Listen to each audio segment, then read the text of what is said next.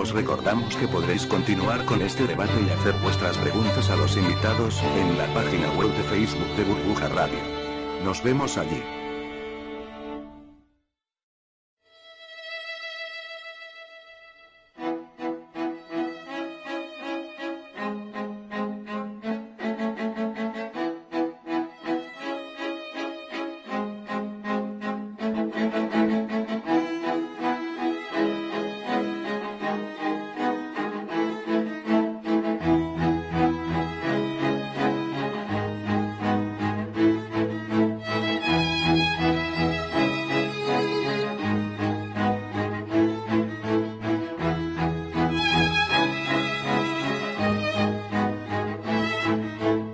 Están ustedes escuchando Economía Directa.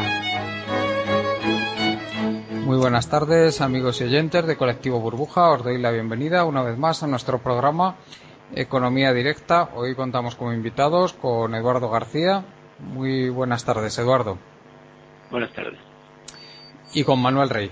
Buenas tardes, Manuel. Hola, muy buenas tardes. Hoy vamos a hablar, como no puede ser menos, de los temas de actualidad. Tenemos los datos del paro que han sido publicitados por el gobierno como muy buenos. Dicen que caen 30.113 personas, de hecho nominalmente es así. Dicen que los datos de la Seguridad Social también son muy buenos porque se ha ganado 77.431 afiliados. Pero sin embargo nos encontramos luego que la realidad no parece que sea tan bonita, ¿no, Eduardo? No, pues sí, mayo es bueno para que baje el paro y el número que ha bajado es muy bajo. Tenemos que compararnos ya con los años 2008 y 2009, que fueron lo peor de la crisis. Desestacionalizando el dato, diríamos que el paro ha subido en 85.000 personas. Sí, porque y la afiliación ha bajado en 57.000. Y son datos ya comparables con 2008. Es decir, que el gobierno lo que está haciendo al decir que estos datos son buenos es directamente engañar a la gente, ¿no? Bueno, tampoco lo han dicho tanto, ¿eh? Hay que son pasivos. Bueno, aquí tenemos a Tomás Burgos diciendo que esto es un balón de oxígeno para la seguridad social. No sé yo el hombre muy bien qué es lo que entiende por balón de oxígeno. Sí, bueno, tienen ahí un grave problema en la seguridad social en cuanto a los ingresos están cayendo y además la morosidad está aumentando más que la caída de ingresos, con lo cual no salen los datos del déficit, como no salen los datos del déficit de las prestaciones y la recaudación y nada. Pero en general nos encaminamos a lo que parece que es una repetición del 2008, pero con algo que no hubo en el 2008, que fue la crisis financiera nuestra, o sea, la crisis de deuda. Bueno, la crisis de deuda nuestra empieza en 2010. En 2008 nosotros tuvimos la crisis del empleo. Y ahora vamos a tener las dos juntas. O sea, tenemos ya la banca que está dando las boqueadas, ¿no? Que ya empiezan a salir. Ha salido Bankia, pero se supone que por desgracia no va a ser el último caso. Y a la vez tenemos el empleo dando unos datos pésimos. Y eso es una cosa que se alimenta una a otra, claro, porque eso, cada dato malo de empleo se publicitará fuera y los datos buenos acaban en julio. A partir de agosto son datos malos todos. Que es cuando acaba la contratación temporal por la temporada de vacaciones, ¿no? Sí. Bueno, ¿qué te parece a ti, Manuel, todo esto? Pues nada que nos deba de sorprender. La economía española está entrando en barrena, se le acaba el gas, lo poco que podía ya aguantar se nos está yendo al garete y bueno, está claro, ¿no? Un país no puede aguantar estas condiciones de manera indefinida. Lo normal es aguantarlo varios trimestres y poco más, sin hasta 4 años aquí mareando la perdiz, como ha sido el caso. Entonces, bueno, coincido con vuestra apreciación, ¿no? De que siendo los meses buenos, la verdad es que el dato es bastante lamentable. No podríamos tampoco calificarlo de espectacular por lo malo, pero sí es bastante malo, desde luego. Perdona un momentito, Manuel. Es que se te oye bastante mal. Vamos a cortar un momentito aquí, ¿eh? Vale, Manuel, ya hemos retomado la comunicación. Si quieres, nos estabas comentando que bueno, que no puede ser de otra manera estos datos tan malos. Y si quieres, continúa con lo que nos estabas diciendo, porque a ver si ahora hay más suerte y tenemos mejor sonido. Pues sí, bueno, continuando con lo que estábamos diciendo, es un dato malo, evidentemente. Si no me equivoco, no estamos hablando en términos desestacionalizados de 85.406 personas, sin correcciones. Si me equivoco, es un dato malo, no es espectacular, pero es un dato malo, y contando con que ahora comenzamos las contrataciones, ¿no?, de temporada estival, desde luego que augura un muy mal comportamiento en los próximos meses del mercado de trabajo. A esto, evidentemente, se une la mayor presión, ¿no?, que es lo que estabais comentando sobre las cuentas de la Seguridad Social, porque por un lado tenemos caída de afiliados, por el otro lado tenemos incremento de prestaciones, y el fondo da lo que da, con lo cual encima tenemos un problema muy serio de cotizantes de baja calidad. Esto ya no va a ser así, es decir, al final a lo que va a empujar de nuevo también pues va a ser a una caída del consumo, porque la gente si no trabaja no tiene con qué consumir, eso es evidente. Y si ahora le unimos una más que previsible subida de impuestos, pues ya tenemos, yo creo que la receta perfecta para que las cifras a final de año sean de auténtico escándalo. Sí, aquí el problema que tenemos fundamentalmente es la subida los dos procesos en paralelo que se están dando, la subida de las prestaciones por desempleo, que ya ha llegado al 6, creo que era el 6,57, si no me equivoco, Eduardo, que yo no sé si tendrá usted por ahí a mano el dato, y luego el tema de las cotizaciones sociales, pues que claro que esto va de mal en peor. El último dato que tenemos, si no me equivoco, es que el total de cotizaciones estaba cayendo al 1%, ¿no?, en el mes de marzo. No sé si han salido ya los datos de abril, los tendrá por usted. Si han salido, a lo mejor los tiene usted a mano. Yo los últimos que tengo son los de marzo. Entonces, claro, pues el tema pinta francamente mal para el presupuesto de la Seguridad. Sí, está en el 1,65% baja. Pero la recaudación ya estaba hasta abril. Pero la recaudación ya está bajando al 4,5%. La recaudación efectiva baja mucho más, porque cada vez hay gente que no paga, o cada vez hay más gente que no paga porque no puede pagar. Por lo que aquí la Seguridad Social es bastante efectiva persiguiendo a los morosos, y la recaudación cae ya al 4,5%. El 4,5% y las prestaciones por desempleo subiendo. Vale. Y luego también el otro tema, que es el tema de las pensiones, que también están subiendo, pero con muchísima fuerza. O sea, están subiendo tan cerca al 4%. No tengo aquí ahora mismo el dato, pero por ahí anda, creo, ¿no? O sea, creo que están aquí los datos. Sí, aquí lo tengo. Los gastos, total de gastos no financieros al 3,2% están subiendo. Y en el tema de las prestaciones económicas, que son las pensiones, vamos al 3,7%. Pues tenemos un panorama que yo no sé cómo puede esta gente decir que la Seguridad Social va a acabar en equilibrio el año, como no sea a base de transferencias brutales por parte del... Ya no puede, se les ha acabado también esa vía de escape. Han ido tapando los agujeros de las comunidades autónomas y la Seguridad Social hasta ahora, pero ya no pueden enviar más transferencias, porque ya se pasa en el déficit del Estado. Claro, el problema que tienen es que si no les sale el déficit por un lado, les sale por otro, ¿no? Claro. Y ya están muy cerca, ya no pueden permitirse nada con el déficit del Estado central. Aparte que, como decía, todavía no han empezado muchos de los recortes en las comunidades a hacerse efectivos, ni viene la segunda oleada de recortes que va a hacer, o subida de impuestos que va a hacer Rajoy, impuesta por sus amigos de Alemania. Y el tema del presupuesto de las comunidades autónomas, ¿cómo ha quedado al final, Eduardo? Porque el viernes sacaba pecho Montoro diciendo que había ido muy bien y que había acabado en equilibrio. Y finalmente, ¿el tema tiene truco o no tiene? ¿Cómo va? Sí, tiene truco porque ha reducido el déficit en torno a 5.000 millones a base de transferirle esos 5.000 millones más que el año pasado el Estado central. Pero el déficit sin esos juegos es básicamente el mismo. Ha habido reducciones de inversiones muy fuertes, que se han compensado con mayores gastos por intereses y sobre todo por una caída brutal de la recaudación de los impuestos propios. Porque no solo está cayendo la recaudación del Estado, la recaudación de las autonomías de los impuestos propios está cayendo probablemente bastante más que la del Estado incluso. Claro que depende, por ejemplo, mucho de la vivienda. Claro, el impuesto de transmisiones, sí.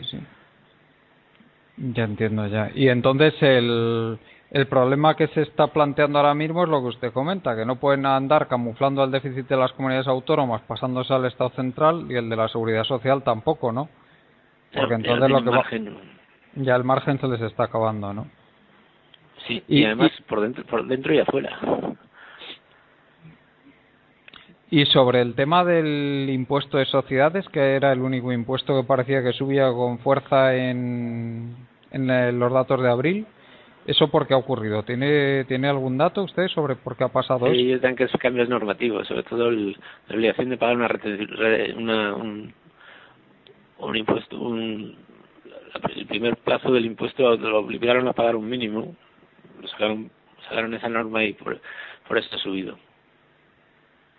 Ya. O sea que fundamentalmente no es que las empresas estén ganando más y por eso pagan más, sino que es que les están obligando a pagar más antes de tiempo, ¿no?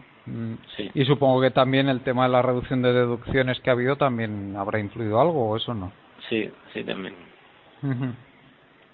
Bueno, pues ¿cómo ves que se plantea el tema, Manuel? ¿Cómo lo está pintando Eduardo? Sí, se veía venir el tema de impuestos a sociedades con las modificaciones legislativas. Estaba claro, ¿no?, que iban a forzar un adelanto de tesorería, porque es que realmente es lo único que están haciendo. Tanto si hablamos de intentar camuflar el déficit, como en el caso de impuestos de sociedades, lo único de donde no hay no se puede sacar. Entonces lo único que están haciendo básicamente es forzar tesorería de alguna manera, hacer transferencias entre distintas administraciones para intentar compensar déficit, pero las cifras son las que hay, es decir, un dato que debemos de seguir con bastante interés, evidentemente va a ser la evolución, ¿no?, de los informes periódicos de la agencia tributaria y ver cómo va evolucionando, y también en el caso de seguridad social, cómo van evolucionando las previsiones de tesorería, los derechos de cobro respecto a la tesorería efectiva, porque lo que no nos sirve de nada es que las administraciones acumulen indefinidamente derechos de cobro contra empresas y familias que al final no se van a liquidar.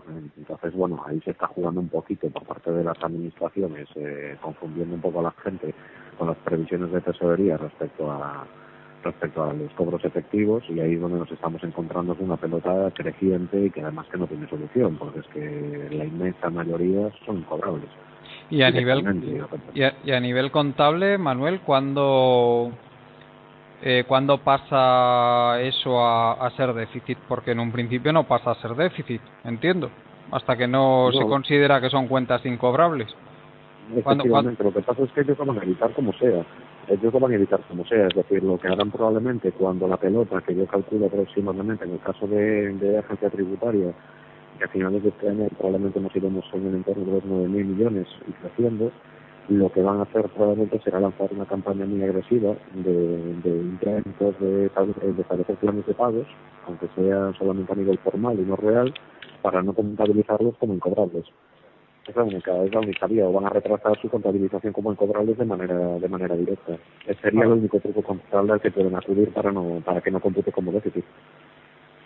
Sí, pero lo harán seguramente. Bueno, también el viernes, Eduardo, hubo muchísimos datos negativos.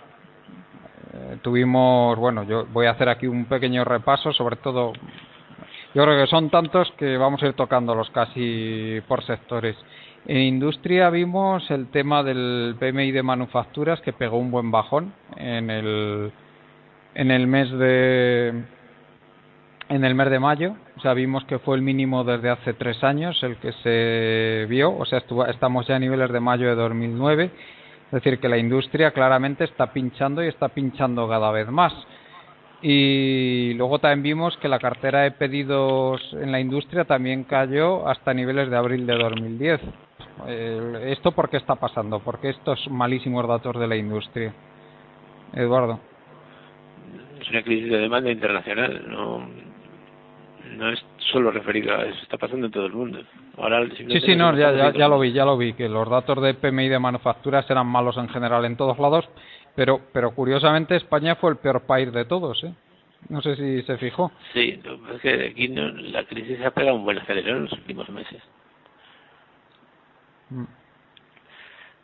Y desde que subió los impuestos el amigo Mariano, pues esto no ha hecho más que ir de mal en peor, lógicamente. Es lo que dice la teoría que iba a pasar. Pues sí, subiendo impuestos estaba claro que la cosa no iba a mejorar. El problema es lo que viene ahora, porque ahora vamos a tener que volver a subirlos.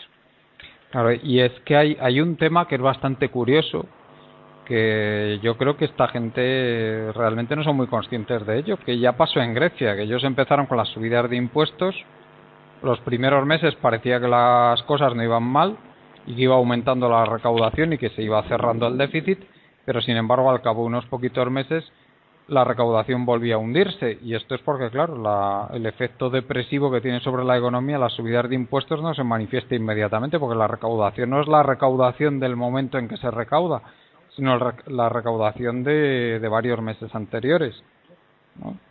O sea, es decir, que es un indicador retrasado o sea, ellos pueden subir impuestos y eso tener un efecto transitorio, pero luego finalmente la recaudación volverá a bajar. Y yo creo que esta gente no se está dando muy bien cuenta de eso. No sé qué piensa usted. Y además hay otra cosa, que todo el mundo ve la velocidad con que se instauran nuevos impuestos y la extremada lentitud con la que se recorta algún gasto. Pero muy lentamente y con mucho estudio y mucha mesa y mucha discusión. En cambio los impuestos se aprueban un viernes para el lunes. Uh-huh. Además que los impuestos cuando se suben afectan al que cotiza, al que paga y al que no paga, porque es una especie de cartel disuasorio. Mientras que la recaudación de gastos básicamente solo afecta sobre el que recae. Y Manuel, el tema del hundimiento de la industria al que estamos asistiendo, y es decir, que se nos está solapando esta crisis tan grave que tenemos en España con la crisis mundial que está en ciernes. ¿Cómo percibes tú este desarrollo de los acontecimientos a nivel internacional? Porque claro, esto ya era lo que nos faltaba, ¿no? Como realmente se confirme que la OCDE va a entrar otra vez en recesión. Sí, bueno, aquí a nivel de perspectivas, evidentemente, todos ya contábamos con esa doble, ¿no? Ya veremos, al final nos acaba cayendo el último palito de la letra para abajo. Pero esto ya era algo cantado. Ahora vamos a ver cómo actúan las grandes zonas económicas para intentar recuperar la demanda. Evidentemente a nosotros nos pilla en la peor de las situaciones, porque nuestra única esperanza de poder, pues más o menos, ir salvando los platos de una manera honrosa, pues sería que la demanda exterior pudiera tirar de nosotros para poder equilibrar nuestras balanzas de pagos. ¿Qué sucede? Que no es así. O sea, el resto de grandes bloques económicos, y en el caso de lo que es Europa, está ya tirando para abajo, hay muchísima incertidumbre, la gente no invierte, y eso al final se nota por todos sitios. Evidentemente ya estamos viendo también una corrección importante en materias primas, que ya son los que suelen anticipar los ciclos, y desde luego que las perspectivas es que este verano yo creo que nos metemos de cabeza en la recesión a nivel mundial. Otra cosa, bueno, ya está China, esta gente, pero ya sabemos que esa gente, las estadísticas son vamos, las hacen como las hacen y tienen la seriedad que tienen, pero bueno, lo que nos importa, ¿no? Desde el caso de Europa y Estados Unidos está claro que está flojeando de una manera realmente preocupante, y a nosotros desde luego nos pone en una posición tremenda, ¿no? Porque nuestra demanda interna se está aflojando, que da gusto, y lo único que teníamos para poder respirar un poco es la demanda internacional, y esa demanda internacional también está tirando para abajo, con lo cual tenemos los ingredientes perfectos para un pastel verdaderamente pútrido, que es lo que nos vamos a tener que comer ahora. Si aún encima, pues, como comentabais, ¿no? Estamos con subidas de impuestos, que es la lógica, ¿no?, que está operando en Bruselas para intentar corregir el déficit. No se está atacando los problemas de fondo, solamente se están atacando de manera aparente. Es decir, los mercados financieros no son idiotas, saben lo que hay. Es decir, una corrección de déficit está bien a nivel contable, pero el gran problema es cuando un país realmente no tiene capacidad de repago, porque su sistema económico entero está amenazado por una serie de ineficiencias, como es el caso, por ejemplo, del gasto, o son una serie de ineficiencias en los mercados. Eso no se soluciona de la noche para la mañana, y una mera corrección del déficit no va a hacer que gane confianza los inversores, ni muchísimo menos. O sea, los problemas de España son mucho más graves, que el déficit es solamente un síntoma, no es la enfermedad. Entonces, si no se va a la raíz del problema, evidentemente pues, no vamos a solucionar nada, y ya no hablo ni siquiera de solucionar, sinceramente, o sea, por lo menos a estabilizar la situación, que eso es lo único lo que podríamos optar en estos momentos, estabilizarla, porque solucionar estamos hablando de un proceso que puede llevar pues muchos años, y bueno, pues no sé qué pensáis a ese respecto, pero bueno, yo creo que acometer unas reformas importantes en la economía española, vamos a pensar que este es el mundo de hoy, pues estamos hablando de 10 años. Eso es de lo que estamos hablando, y que por ahora no asoma por ningún lado y nadie hace el más mínimo amago a ese respecto. Sí, Manuel, si te puedes cuando hables acercar un poquito más el micro, mejor, porque se te oye muy bajito hoy. Bueno, yo lo que veo, Manuel, es que esto que dices está muy bien, pero yo no veo ningún indicio de que el gobierno vaya a adoptar ningún tipo de política de este tipo que comentas, ¿eh? No, desde luego que no. No, vamos, este gobierno desde luego que no sé cuándo va a adoptar, o si se va a adoptar en alguna ocasión, pero desde luego que este gobierno no lo va a adoptar. Una cosa es lo que creemos o decimos aquí que se debería hacer, y otra cosa es lo que se va a hacer. Lo que se va a hacer, yo he de suponer que se va a continuar en la misma línea en la que se está continuando ahora, es decir, resumiendo, quemando recursos en el rescate de las empresas amigas y de los bancos, y dejando que la economía española muera. Y cuando los números no cuadren, pues seguir con las subidas de impuestos, es decir, la vía griega. O sea, ahora mismo es la que se está adoptando, y no hay razones para pensar en que debe haber un cambio. A lo mejor pues nos sorprende en la cumbre del Ecofin de finales de junio con un gran plan maravilloso, pero yo es que cada vez soy más escéptico a ese respecto, porque no veo la actitud. Ya hemos oído muchos anuncios de grandes planes maravillosos que al final han quedado en nada. ¿Y usted, Eduardo, qué piensa que van a hacer los políticos internacionales, los políticos europeos durante estas próximas semanas? ¿Qué están esperando? ¿Al resultado de las elecciones griegas para tomar alguna decisión, o directamente ya tienen alguna decisión tomada? Yo no creo que vayan a hacer nada. Creo que nos va a tocar hacer, a Mariano Rajoy le va a tocar hacer la política portuguesa, pero ya concentrada en 6 meses. Es decir, subir el IVA, bajar sueldos públicos, bajar pensiones y bajar el seguro de paro, limitarlo a 1 año. Y de eso se trata el actual juego de si te rescato o no me rescatas, si tengo dinero o no tengo. Ellos va a tener que tomar esas medidas concentradas en unos pocos meses, porque en realidad si quitamos agosto quedan 6 meses válidos, incluyendo junio. Tiene que tomar todas esas medidas para recortar 40.000 millones de déficit, cerca de 40.000 millones de déficit que hay que recortar respecto al año pasado y que todavía no se ha recortado nada, y tiene que conseguir eso en 6 meses, pues tiene que tomar todas esas medidas. Pero el problema que tiene él es que esas medidas significan salir de la Moncloa, pero ya. Porque no es una cuestión ya de que estoy dispuesto a hacer lo que no dije. Es que el problema es que ahora va a tener que hacer lo que no hizo. Es decir, él subió las pensiones, las va a tener que bajar. Congeló el sueldo público, los va a tener que bajar. Y medidas que la gente no es consciente de lo que es, como por ejemplo limitar el paro a 1 año. ¿Y usted cree que eso le va a costar el puesto? Sí, inmediatamente. Entonces por eso está luchando, yo creo. Claro, por eso no hacen fuera lo que él quiere que hagan, que es que le compre la deuda al BCE. Porque fuera sí saben estos números. O sea, porque fuera lo que le están pidiendo realmente es que tome medidas de este tipo, ¿no? Y él se niega a tomarlas. Pues claro, eso significa perder su puesto. Claro. Entiendo. ¿Tú estás de acuerdo, Manuel, en que el problema ahora mismo básicamente es ese? Sí, estoy totalmente de acuerdo. que las medidas no sabe, pues eso, que le cuestan la cabeza directamente. Las tiene que tomar porque Bruselas es quien tiene el cheque. No, Bruselas no tiene problema a ese respecto. El problema lo tiene Rajoy. Claro, desde el punto de vista de Rajoy, a ver cómo enfoca esto, ¿no? Efectivamente, le meten un recorte, además estamos hablando de recortes importantes.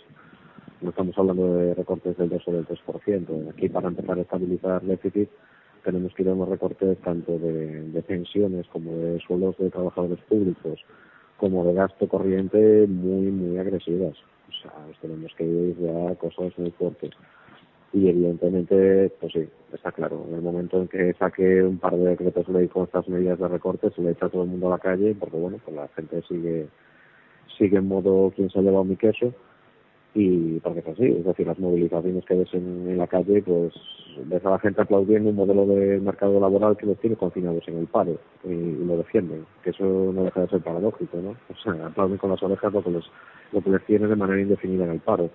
Entonces, pues cuando ni la población ni los gobernantes tienen claro con lo que están jugando, pues no hay mucho que hacer. Y está claro que a Rajoy, lo mismo que le votaron, le cortan el cuello en cuanto ponga estas medidas, y Rajoy lo sabe perfectamente. De hecho, bueno, todos sabemos que la semana pasada empezaron incluso ya a correr rumores, ¿no?, de una posible dimisión, que al final, pues evidentemente, pues parece que nada más que rumores.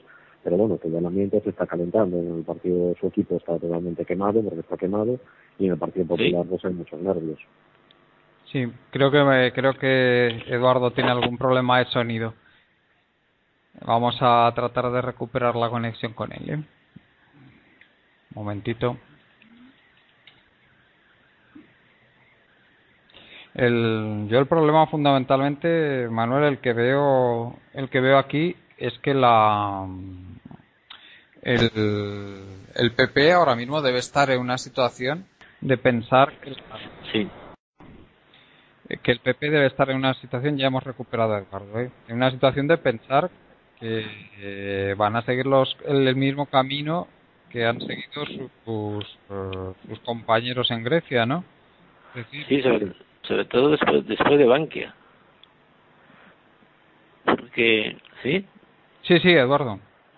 Porque después de Bankia lo cambia todo en el sentido político, no económico. O sea, el problema que yo veo con Bankia no es que ya de los 23.000 millones estén ahí o no estén, no haya que recordarlo. El problema es cómo recortas a partir de dar un solo duro en ningún otro sitio.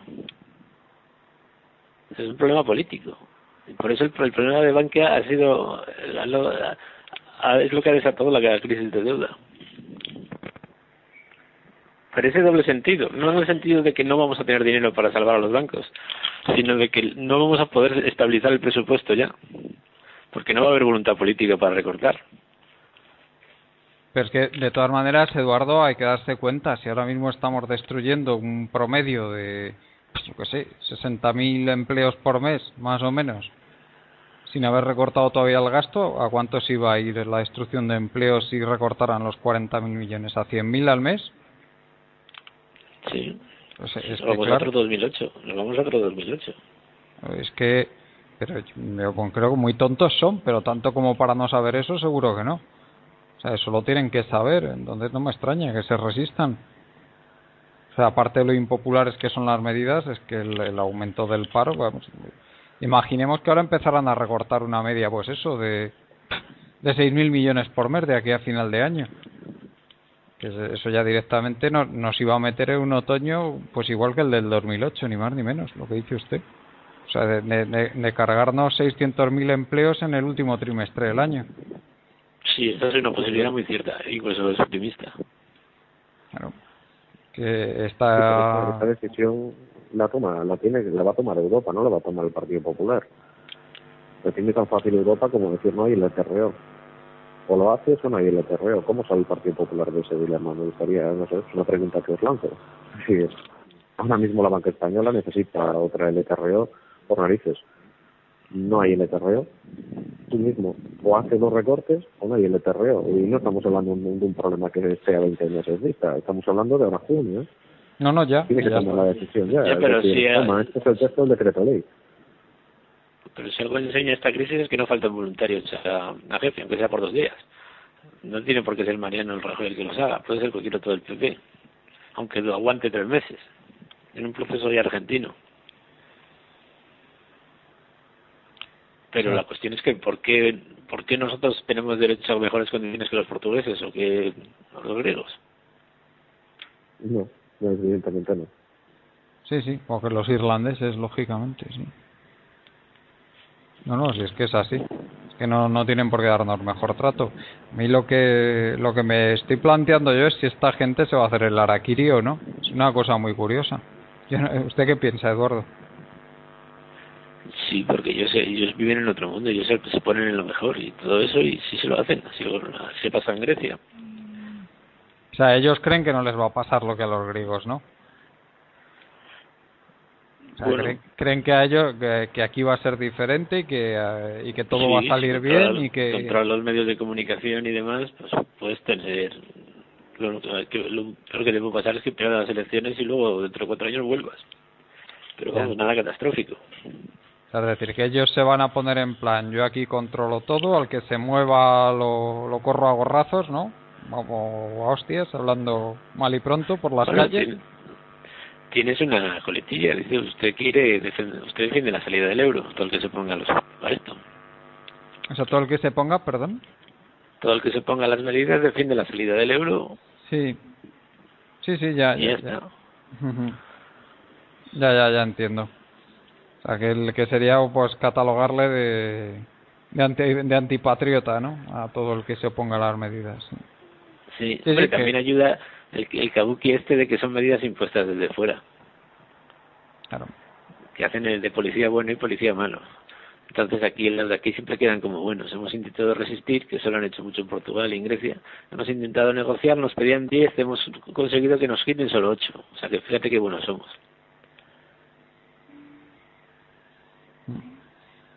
¿Y tú estás de acuerdo, Manuel? ¿Crees que el PP se va a hacer el harakiri también? Es que no le queda más remedio. Antes comentaba Eduardo un factor muy importante. La caída de Bankia ha creado un antes y un después. Bankia era el núcleo del poder financiero del Partido Popular, ¿no? Era la que pagaba todas las rondas, ¿no? En Navarra. Con esta caída y contando además con que detrás de viene Cataluña Bank y no caga, pues directamente el PP se está quedando también sin brazo financiero, lo cual les deja más débiles de lo que pueda parecer inicialmente. Es decir, lo que era una base de su poder, ahora mismo se quedan con el culo al aire, hablando mal y pronto. Entonces, es que no tiene margen, es decir, ¿de dónde voy a sacar el dinero para rescatar estas entidades? Porque ya no por los depositantes, es que los depositantes les importan un pimiento, es decir, que se mueran todos. Lo que les preocupa de verdad es todos los marrones que pueden encontrar cómo no se rescate a estas entidades. Entonces, Bruselas lo tiene muy claro. Dice, ¿quieres la pasta? Pues toma las medidas. Entonces, es que no hay opción. Conociendo a los políticos como los conozco, es que no hay opción, o sea, no van a optar, no tienen otra opción que hacer eso que estás comentando, es decir, directamente se hacen el harakiri. Es decir, que ellos se van a convencer a sí mismos de que no va a ser tan malo y de que ellos van a ser capaces de controlar la situación y, en fin, y que esto va a ir para arriba pronto, ¿no? Efectivamente, y entonces, y bueno... Ya entiendo, ya. Y se van a meter en esa trampa ellos mismos, sí, entiendo. Correcto. Sí, no, yo lo veo muy razonable, lo que estáis diciendo. Es que no hay otra. O sea, el marrón ahora mismo es criminal con las entidades financieras. Hay que cubrirlo como sea, porque como no se cubra, empieza a saltar por todos lados. Entonces, pues ya está, dime, ¿qué tengo que hacer? Y lo que comentaba perfectamente Eduardo, es decir, recorta un 10, no, mira, joder, un 10 no puedo, macho, un 6, mira, joder. Estos cabrones de Bruselas nos querían recortar un 10 y hemos conseguido dejarlo en un 6. Y ya está, y a partir de ahí el que se envenene, leña porque eres un terrorista, directamente, con la gravedad en la que de la situación, etcétera, está usted intentando desestabilizar todavía más la situación, y se acabó, irán a posiciones cada vez más agresivas contra quien se le ocurra menearse. Despacharán con Rubalcaba todas las semanas, porque ya tenemos un gobierno de concentración nacional de facto, porque es así, o sea, Rubalcaba y Rajoy están todas las semanas despachando para solucionar y enterrar los asuntillos que a ellos les interesan. Se acabó, que es lo que hay. La carta necesita sobrevivir y ya tiene muy claro que hay que aplicarse el cuento, no para solucionarlo, sino para sobrevivir. Punto. Ya entiendo. Sí, pero para mí ellos no están valorando correctamente la situación, ¿eh? Yo creo que el aplicar unos recortes de ese tipo pues es directamente buscarse la ruina como partido, ¿eh? Vamos, o sea, es mi opinión y para Mariano desde luego el final como político, como bien ha dicho antes Eduardo. Sí, Mira, es que claro. sí, Eduardo, no sé qué iba a decir antes. Sí. No, yo creo yo que los recortes los aplicará otro que no sea Mariano. Porque, digamos, ha perdido la confianza afuera con el tema de Bankia. No saber cómo está tu propia entidad financiera, pues ya no me puedo, obviamente, creer nada a lo que tú me digas. Si dejas de creerle a él y empiezas a mirar los números, ves que él tampoco está cumpliendo con el déficit, con lo cual no la apoyan afuera. O sea, que nos vamos a ver con un tecnócrata estilo Italia, un Monti, ¿no? Ese es el pronóstico que está haciendo Eduardo. No, alguien del Partido Popular. Aspirantes habrá. No, si aspirantes kamikazes va a haber, eso seguro. Eso sí que es lo como comentaba antes, lo que nos está enseñando la crisis esta, ¿no? Que kamikazes no faltan en ningún momento.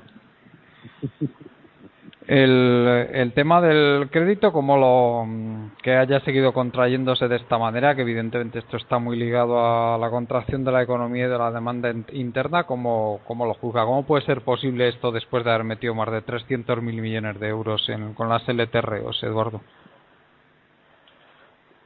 Bueno, la cuestión es que probablemente una gran parte del negocio financiero en España ya no es rentable. Por tanto, no es rentable dar préstamos salvo un tipo de interés que te reduce mucho la demanda. Esa sería la forma más corta de expresarlo. Por eso de que no hay demanda solvente a Euribor más 4, más 5, más 6 que se está ofreciendo ahora al crédito. Como no quieren reducir capacidad instalada, tienen excesos por todas partes, pues es un proceso que se va acumulando en el tiempo. Claro que el planificado lleva en la penitencia, porque al no dar préstamos se reducen también los depósitos. Porque es una cosa es el espejo de la otra. Y es lo que estamos viendo ya, que España está claramente en deflación medido por la definición clásica del término, es decir, que cada vez hay menos dinero. Cosa que cualquier persona de la calle lo puede decir sin necesidad de mirar ningún cuadro, claro. Pero vamos, que los cuadros lo corroboran. Y cada vez hay menos efectivo, cada vez hay menos depósitos, cada vez hay menos depósitos a plazo. Y es un problema japonés. Porque eso a su vez incita a las propias entidades financieras a tratar de ganar tesorería y les obliga a recortar más los préstamos o a ponerlos más caros. Es lo mismo. Entonces es un tema que tiene en la situación actual que solo se puede ir agravando. Es lo que nos quiere decir Eduardo. Y que es un efecto que sobre todo perjudica mucho a los activos. Son las acciones y los inmuebles. Y es el ajuste que se está produciendo. España sí está en un ajuste deflacionario, pero a diferencia de Alemania no estamos ganando tanto competitividad en el mercado de trabajo como estamos sufriendo pérdidas de valor en el mercado de bienes. Ya. No, sí, realmente lo que son las medidas por costes de producción, España está más o menos estable desde que empezó la crisis, ¿eh? Tampoco está ganando competitividad. Ya, lo que pasa es que si en la competitividad se contara lo que cuesta el IBEX o lo que cuesta una vivienda, así estaríamos ganando mucho. Bueno. Seríamos campeones del mundo. Yo no sé hasta qué punto eso puede... Bueno, sí, si se cuentan los gastos que puede tener en la instalación de una empresa, sí, en ese sentido sí, estaríamos ganando competitividad, pero vamos. Sí, pero contra una empresa que se beneficia porque puede comprar más barato un local, hay 10 locales que deben más de lo que valen al banco. Sí. Es el problema de la deflación. Y es un problema que alimenta la siguiente crisis, que es la crisis hipotecaria de particulares, que todavía no se da, pero se está gestando. Sí, es evidente que si sigue subiendo el paro, tarde o temprano toda esa morosidad tiene que aflorar. Y bajando el precio de los pisos, sobre todo.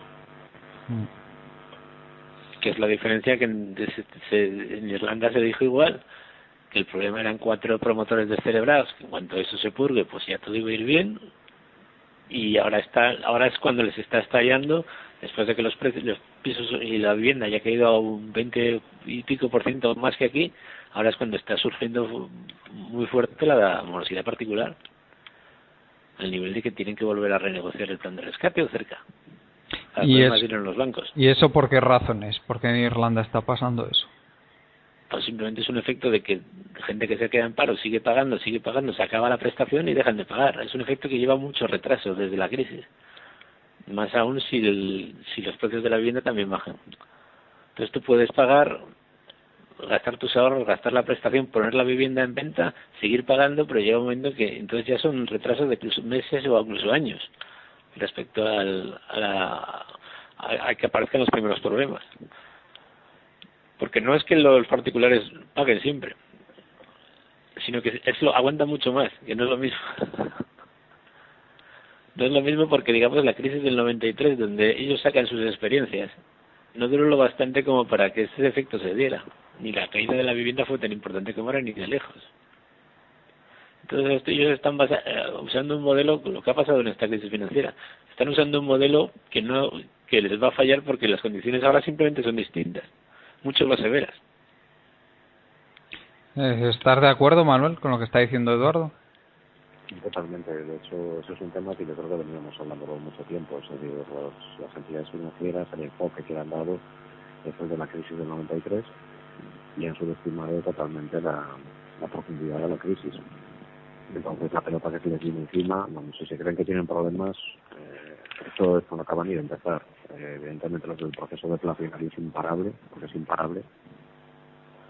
Si eso lo unimos a un periodo recesivo a nivel de economía mundial, se va a forzar todavía más ese proceso deflacionario.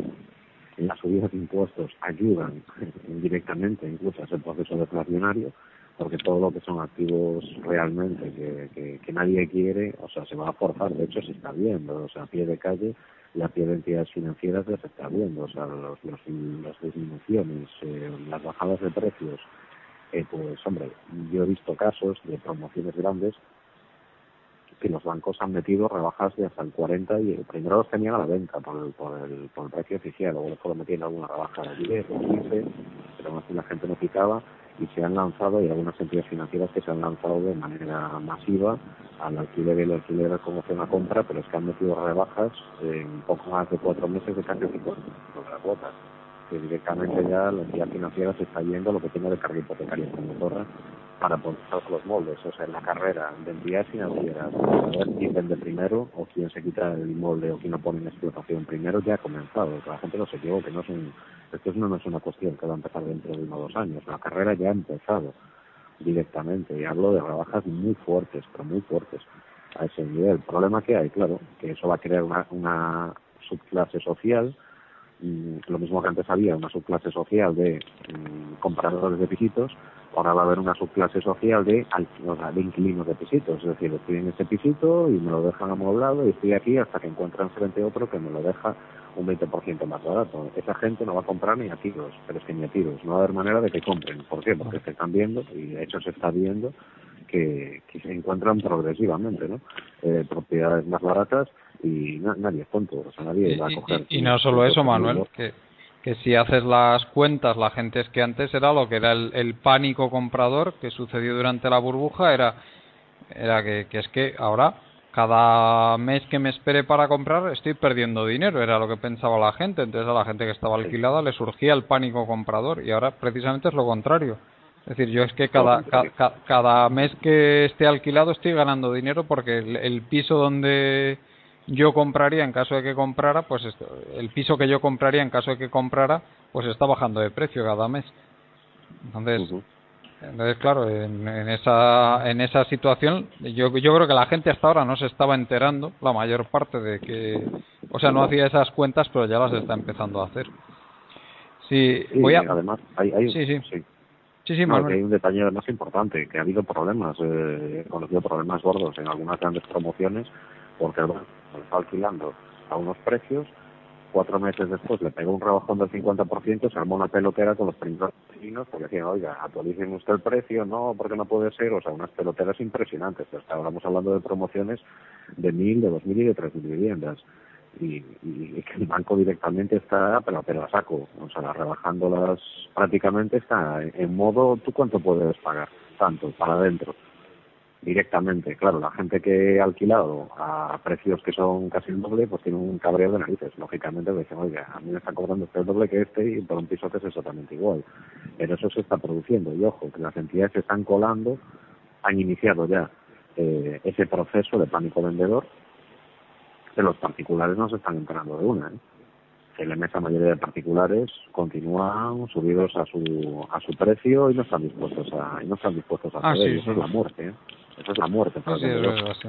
La gente sigue creyendo que lo que valía su piso en el 2007 va a volver y que solo hace falta aguantar para que lo vendan a ese precio. En fin. Las medidas que se rumorean de Bruselas van a hundir el mercado inmobiliario ya para siempre, que subida de IVA reducido y eliminación de deducción por compra, que probablemente esa sea una de las cosas que consiga parar el sucesor de Rajoy de Ponte un tanto. Pero vamos, eso se lo van a pedir seguro. Sí, de hecho ya lo han pedido, ¿eh? Sí, y eso hunde ya el mercado para los restos. Voy a dar, a ver qué opina usted, aunque ya los conocerá Eduardo, voy a darle unos datos que salieron en los últimos días de la construcción.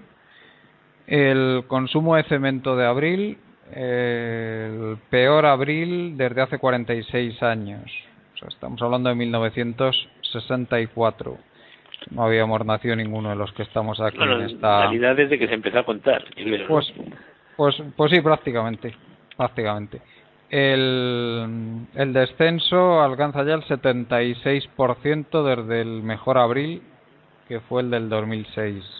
La licitación de obra pública en marzo, el mínimo desde que hay registros, que empiezan en 1989. Desciende el 95%, nada menos, desde el mejor abril de la historia, que fue el abril de 2008. Sí, se ha visto en las cuentas de las comunidades como han parado ahí en seco. Sí, también.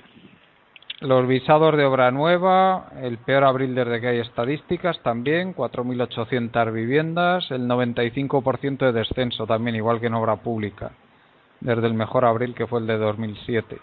Las viviendas terminadas, 10.600, el peor abril también desde que hay registros, un 81% desde abril de 2007. Bueno, yo no sé. Esto es como si hubiera caído una bomba atómica sobre el sector de la construcción, más o menos. Sí, y es una muestra de la paradoja del ahorro clásica. Es que cuanto menos cosas hay, más sobran. Es decir, cuanto menos se construya, más viviendas sobran. Es una cuestión muy curiosa. Pasa lo mismo con los negocios. Ahora se están cerrando muchos negocios y, sin embargo, parece que cada vez sobraran más negocios. Es el efecto de la deflación, justo lo contrario de lo que había entonces.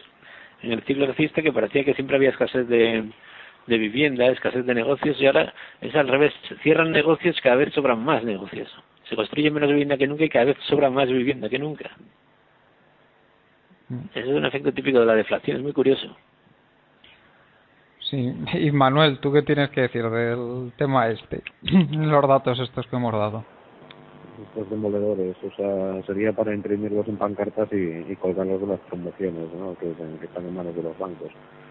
El sector está muerto, está totalmente muerto. En el caso de la licitación se veía venir por una cuestión de pura lógica política, no financiera, que es el hecho de que, bueno, pues los responsables políticos lo pensaran con los pies, pues evidentemente tratarían de mover inversión para crear, precisamente, tirar del sector privado y tratar de movilizar un poco la economía. El problema es que recortan inversión a saco porque lo que les preocupa, lo que les crea el problema en el móvil, en las llamadas, precisamente, es decir, toda la estructura en la administración pública y, lógicamente, de donde peguen el recorte es en la parte de inversiones, lo cual nos está creando una pelota espectacular a nivel de paro, porque bueno, todos sabemos la gran pléyade de empresas que viven de la licitación, con lo cual todas esas empresas lógicamente se van a ir a la quiebra.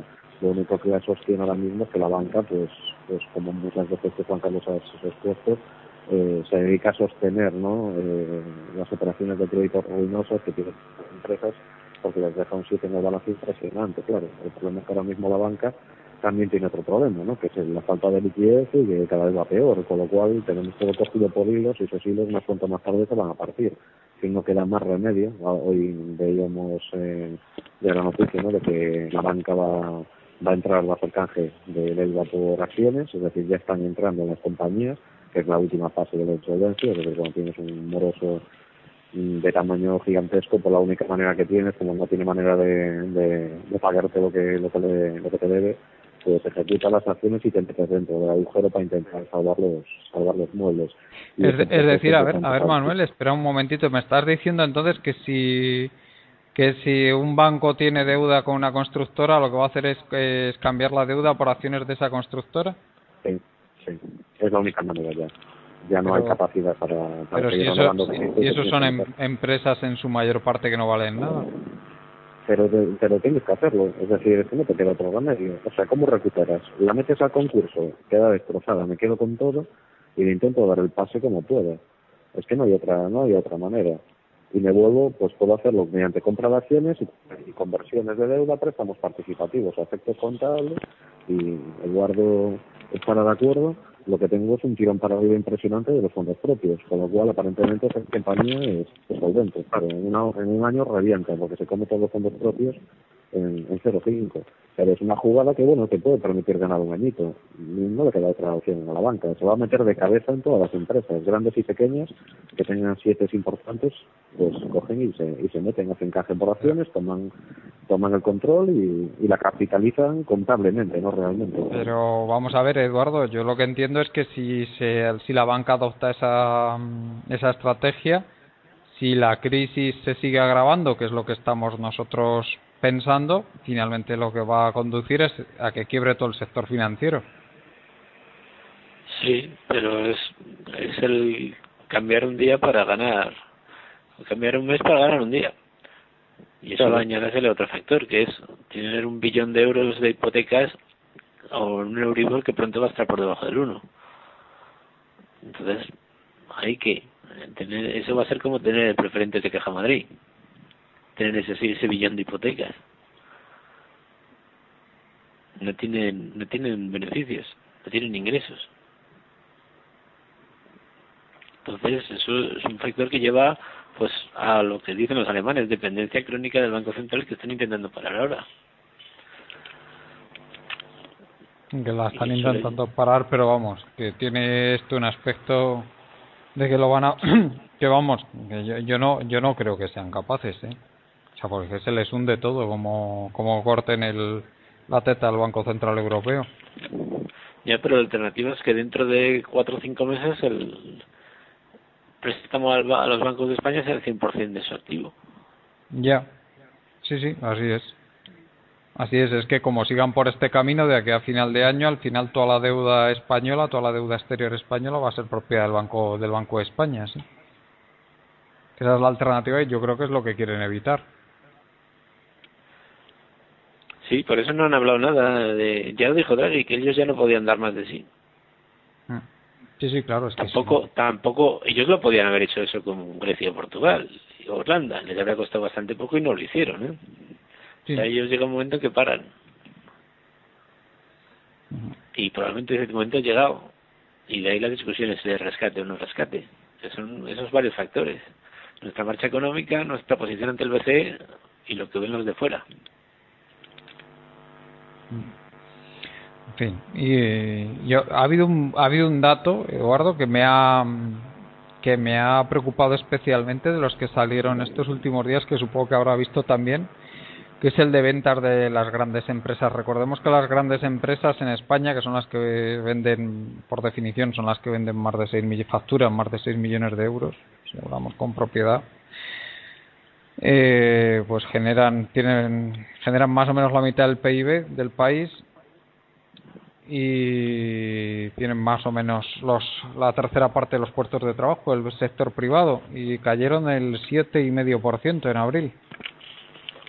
No sé si lo vi el dato. Sí, lo vi. Y encima las exportaciones el 1,5% cayeron.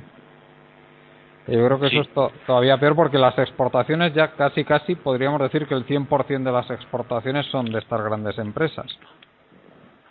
Bueno, sí, eso siempre se ha dicho. España solo iba a salir de esto vía exportaciones y producción industrial. Si eso ya no va, no salimos de esta. Simplemente Pues es así. Pues eso es lo que... Por eso he sacado el dato, porque es que esto es Y en muy, el muy 2009 y preocupante. 2010 todavía había esperanzas de que la economía del comercio internacional crecía, las exportaciones crecían mucho, pero desde mediados del 2011 eso se ha venido abajo. Y por eso estamos donde estamos, claro. Y tenemos al gobierno que en su cuadro macro que publicó hace escasamente 2 meses decía que las exportaciones iban a crecer el 3,4%, si no recuerdo mal, y ya vemos que están empezando a caer. Como están empezando ahora el turismo. Sí, el turismo, que esa es otra, que tenemos ya en el mes de abril, que creo que es el último que han salido datos, lo mismo. Tenemos ya todos los indicadores de turismo dan en negativo. Entrada de turistas, gasto de turistas, tráfico aéreo internacional y pernoctaciones de turistas. Todos los 4 han entrado en negativo ya. Entonces, yo lo que deduzco de esto es que la situación ahora mismo es justo lo contrario que... O sea, lo último que se debería hacer ahora mismo es una contracción del gasto público, ¿no? Según dice el manual. Lo que dice el manual desde hace tiempo es que deberíamos tener una devaluación de caballo. Sí. Y no se está yo siguiendo el manual. Y lo que pasa es que el no seguirlo tiene esas consecuencias. Una devaluación que evidentemente no es imposible, ¿no? No, es de aplazarla sin más. Y perder mientras músculo, porque una cosa es perder grasa y otra perder músculo. Y ya vamos a empezar a perder músculo. Es decir, que el tejido productivo del país se está destruyendo, ¿no? Claro, empresas que cierran, procesos que se olvidan y que ya no se recuperan, expertos que se dispersan a los 4 puntos cardinales y ya no se vuelven a reunir, conocimientos que se pierden, memoria de hacer empresa, todo eso se pierde. O sea, el mejor capital humano que se va fuera del país, o que se dedica ya a cosas que no tienen nada que ver con su especialidad y ya nunca se dedicará a lo que sabe de verdad. Sí. ¿A ti qué te parece, Manuel? Si quieres ya vamos para ir terminando. Vamos a ya a darnos tu opinión sobre este tema. Sí, bueno, la devaluación realmente es la única vía de manual que nos quedaría.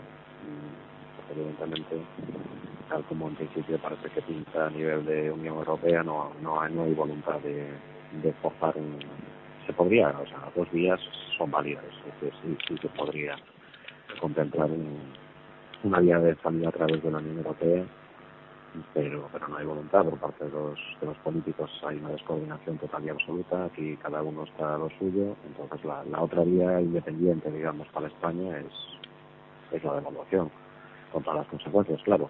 Es decir, lo que hace aquí en España pues le va a hacer mucha gracia.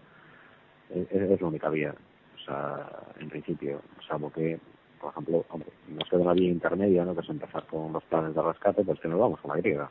Es decir, estaba viendo ahora un titular, ¿no?, de Alemania: corresponde a España decidir si pide ayuda internacional. Es decir, métete tú con el FMI. Si queremos que lo estamos pasando mal, cuando entre el FMI vamos a descubrir nuevos niveles del dolor, ¿no?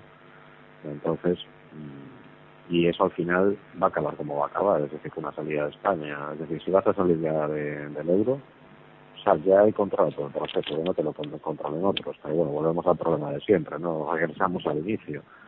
¿Va a tener el Plastilina los bemoles de hacerlo? No. ¿Hay alguien en el partido que tenga los bemoles de hacerlo? No. Pues ya está, nos vemos abocados a un rescate internacional y a ser triturados por el FMI, o a ser la California de Europa y andar por ahí pues hasta que finalmente acabemos saliendo del euro, ya porque vamos, estamos todos hartos unos de otros.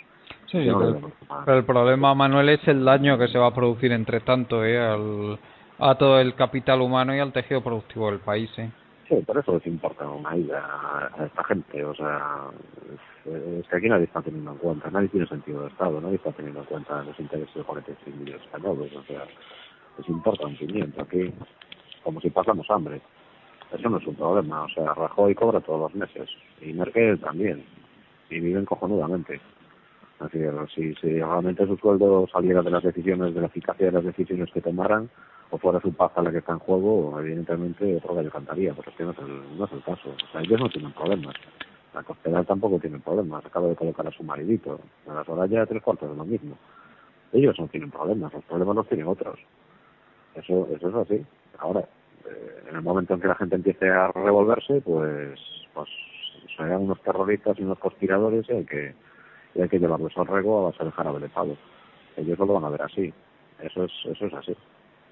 Ellos son autoridad legítima y cualquiera que se mueva, por muy legítimos que sean sus intereses, pues es un terrorista que se está enfrentando al legítimo poder del Estado, ¿no? A fin de cuentas, ellos son nuestros representantes. Punto. Muy bien. Pues yo no sé si querrá añadir algo más, Eduardo, antes de terminar. No, una cosa que me llamó la atención, una carta que escribieron los economistas al país de que no queremos volver a los 50. Ah, sí, lo de Garicano, Tano Santos y el otro no recuerdo quién era otro de estos de Fedea, ¿no? Sí. Y me llamó la atención, pero creo que esa carta debió haberse escrito hace 10 años. Ahora ya está. Sí, pero vamos, que la carta esa, al fin y al cabo, lo que está diciendo es que salir del euro, su argumento era que nos dejaría en manos de la casta corrupta esta que tenemos en el poder y que lo que iban a hacer vamos, nos pintaban un panorama como que esto iba a ser Argentina en manos de los Kirchner, poco más o menos, ¿no? Iba a ser Montenegro, sí, Serbia, vamos a ver. Pero que yo, como decía una chica, que no recuerdo su nombre ahora, en mi Facebook, cuando se publicó esta carta, decía, bueno, pero ¿qué pasa? ¿Que esta gente dónde vive? ¿Que no ven que ya estamos en manos de esa casta corrupta? Vamos, yo le doy toda la razón a la chica esta, porque es que es así, ¿no? Sí. O sea, que es que ellos se creen que porque empiecen a dar palos aquí a la gente, que los corruptos van a dejar sus corruptelas. Yo no sé, es que no lo entiendo muy bien cuál es la línea argumental de la carta. Sí, no, ellos te dicen que con la peseta se podía manejar el tema, cuando en realidad la corrupción estaba en que ha habido gente que ha controlado los grifos del crédito y han dado crédito a sus amigos y asociados, así de fácil. Crédito que luego se ha demostrado que es malo. Pero eso es el fraude que nadie explica, porque todo el mundo habla de que se ha llevado tanto de sueldo. No, eso son tonterías, eso está mal, pero eso son tonterías. Pero ahora ves lo otro, y eso no se explica, claro. Porque no es que se hizo un aeropuerto y fue un error hacer un aeropuerto aquí, no. Fue un interés de llevarse el dinero de la obra. Y las recalificaciones de suelo y todo, claro. Sí, claro, todo esto se plantea como grandes errores cometidos y no ha habido errores, ha habido un saqueo. Y ahora empieza a aflorar la factura. Que era, si sale cara, gano yo, si sale cruz, pierdo la caja. Porque yo no pongo dinero en el juego. Entonces hago los negocios con el dinero de la caja. Con las comisiones correspondientes, claro. Ya, porque yo no entiendo muy bien el razonamiento de estos tres economistas, Manuel, pero ellos que piensan que aquí de repente van a venir los europeos y van a decir ahora ustedes se van a comportar de una forma civilizada, los gobernantes, ¿es que se piensan que van a hacer eso? No sé. Bueno, yo pienso, yo creo que deberíamos acostumbrarnos a esa clase de discursos, o sea, y para el que no lo haya visto, lo recomiendo la película El hundimiento, el libro está muy bien también. Bueno, en los próximos meses veremos teorías y pareceres a cada cual más delirante. Evidentemente la casta no va a desaparecer por orden de Bruselas. Según la situación se vaya degenerando, a unos corruptos le sustituirán otros, y eso sí es cierto, pues más agresivos. Es decir, las formas se mantienen mientras hasta repartir, pero cuando no hay, la cosa se pone brava. Es que eso es lo que pienso yo. Correcto. Pero eso no lo va a marcar Europa. Es decir, podemos vivir un estado absolutamente mafioso, estando dentro de la Unión Europea, fuera, va a ser exactamente lo mismo. O sea, la Unión Europea, que alguien se cree que si aquí mañana por la mañana ni un solo cajero suelta un céntimo, que va a venir aquí la Unión Europea personalmente a solucionar la papeleta, porque es manía de andar buscando siempre soluciones desde fuera, que el problema lo tenemos aquí dentro. Eso somos nosotros los que tenemos que solucionar el problema. Ya basta de estarle pidiendo soluciones afuera, leches. O sea, no tomamos las medidas que tenemos que tomar como país, porque nos tienen que venir de fuera a arreglar las cosas. Macho, de fuera ya tienen sus propios problemas. Así de claro. Entonces, no sé, a mí esta mentalidad de que se está surgiendo, ¿no?, en muchos círculos de Bruselas tal, es que del otro tal, joder, qué manía, macho, de estar buscando y que alguien nos solucione el problema. Oye, yo no sé, es que la mentalidad es como que si el estar dentro del euro va a conseguir que como que nos europeicemos y desaparezca como el capitalismo de amigotes que ha sido característico de la economía española. No sé. Del euro, que ha sido característico del euro. Pero digo yo, pues sí, cuando eso ha llegado a extremos insospechados, como bien dice usted, Eduardo, es cuando con el euro, que es cuando eso ha llegado, bueno, pues ha sido el sumum, ¿no?, del capitalismo, sí, amigotes. Del mayor peso de corrupción de nuestra historia en términos de PIB, pues obviamente no se puede comparar medidas. Y al cabo de ese episodio una carta defendiendo la situación actual. Eso es como las medidas que toman que las cartas que escriben al Granma diciendo que hay exceso de empresarios particulares en Cuba, que el modelo corre peligro. Pues esta carta es igual, es una carta tipo del modelo corre peligro, está amenazado. Está amenazado por lo que dejó caer Montoro. ¿Cómo? ¿Qué ha dicho? Es la versión de quién se ha llevado mi queso. Claro, es la versión de quién se ha llevado mi queso. Muchísima gente realmente no va al fondo de la crisis, a lo que va es yo quiero que vuelva al año 2006. Y es un sector grandísimo de la población, incluyendo intelectuales que están con el chip puesto de yo quiero que vuelva al año 2006, que Europa vuelva a mandar unos fondos estructurales, que vuelva a la huerta. Es lo que hay. O sea, bueno, pero realmente, Manuel, que eso es otro de los mitos que hay por ahí, creerse que aquí lo que se vivió bien en España durante esos años fue por los fondos estructurales, y eso es una tontería. Se vivió bien por el crédito que venía de fuera, vamos. Correcto. Que es que el crédito que venía de fuera algunos años llegó a ser hasta 30 veces más que los fondos estructurales, o sea que como para comparar una cosa con la otra, ¿no? Sí, pero la gente ahí tiene que ir cambiando el chip, y la única manera de que cambie el chip de una maldita vez es yéndose a la ruina. O sea, nadie está para arreglarte la vida, nadie. El Estado no está para solucionar tus problemas. Te tienes que buscar la vida y como es en cualquier lugar. Este problema es que tenemos una sociedad que está totalmente infantilizada, pero incluso dentro de lo que son sus élites. Es decir, existe una teca que es el presupuesto público, el que todos comemos, y cuando a mí me falta mi trozo de pan, pues me pongo a lloriquear y a patalear. Y quiero de lo mío, y quiero que vuelva lo... No, mira, macho, que aquí nadie está para solucionarte la vida. Entonces, un buen tortazo, pues lo siento, pero hace falta para que la gente se centre de una maldita vez. O sea, lo que no puede ser es que 4 tíos en este país curren y el resto vivan a la sopa boba. Y a mí me da igual, mientras yo tenga el estómago lleno, parece que es así. Es decir, ¿cuánta gente en la función pública sobra? Sobra un montón de gente, pero toda esa gente ¿cómo accedió? Pues accedió por el enchufe de turno, tal, hubo una parte importante de gente que evidentemente estudió sus oposiciones, las duras oposiciones, aprobaron y tal, y tienen su plaza y tienen un derecho, pero lo que no sé muchísimo contratado, sabe que esta gente pues ha entrado como ha entrado, y creo que lo van a reconocer, ¿no? De que entraron por el enchufe A o el enchufe B, pero macho, es que es lo que hay, te vas a ir a la calle, te buscas la vida como todo el mundo. Y punto, o sea, es que no hay otra historia, y si tengo una empresa pues tendré que competir como todo el mundo por ahí adelante, no andar pasándome por la sede del partido a ver qué me encargan, ¿no? Las cosas son así, es que tenemos que cambiar el chip, pero a la de ya, dejarnos de tonterías. Es decir, creo que este país, uno de los problemas de base es un cambio de mentalidad, ya no solamente los políticos, es decir, la propia población.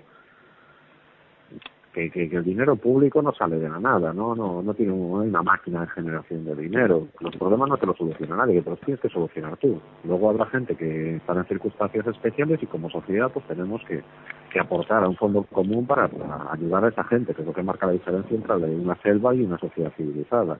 Pero fuera de eso, macho, es que no. Pues muy bien, pues con esto nos quedamos entonces, si no queréis añadir ninguno nada más. Muchas gracias, Manuel. Muchas gracias, un saludo a todos los oyentes. Y muchas gracias, Eduardo. Igual, muchas gracias. Nos despedimos por hoy. Os recuerdo que podéis seguirnos en www.colectivoburbuja.org y en nuestros grupos de Facebook. Hasta pronto.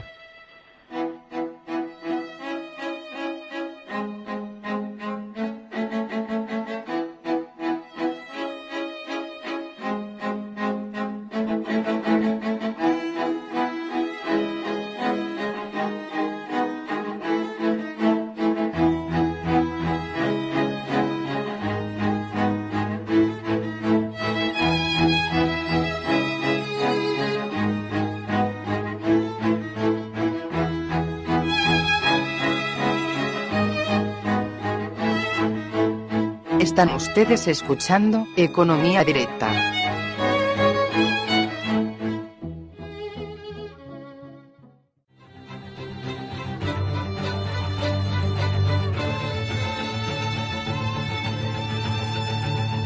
Os recordamos que podréis continuar con este debate y hacer vuestras preguntas a los invitados en la página web de Facebook de Burbuja Radio. Nos vemos allí.